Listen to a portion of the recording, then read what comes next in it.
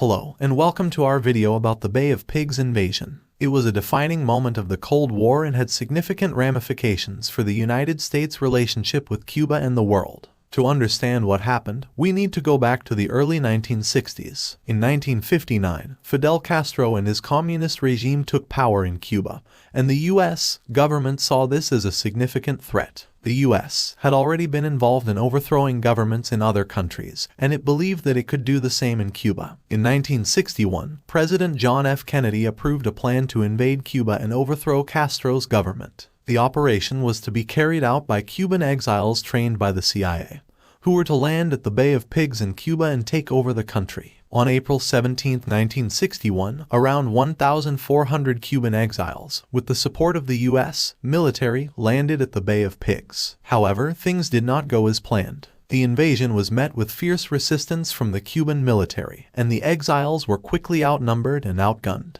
Despite receiving air support from the U.S., the exiles were unable to make significant progress and were eventually defeated by the Cuban military. The consequences of the Bay of Pigs invasion were significant. The operation was a complete failure, and it had embarrassing consequences for the United States. The U.S. was seen as an aggressor, and it damaged its reputation in the eyes of the international community. The invasion also led to increased tensions between the U.S. and Cuba, and it further strengthened the resolve of Fidel Castro and the Cuban government. In conclusion, the Bay of Pigs invasion was a pivotal moment in history that had significant consequences for the United States and Cuba. It was a failed attempt to overthrow the Cuban government, and it damaged the U.S. reputation on the world stage. The operation also had long-term ramifications, leading to increased tensions between the U.S. and Cuba and strengthening the resolve of Fidel Castro and the communist government. The Bay of Pigs invasion remains a cautionary tale for those who seek to use military force to achieve their political goals.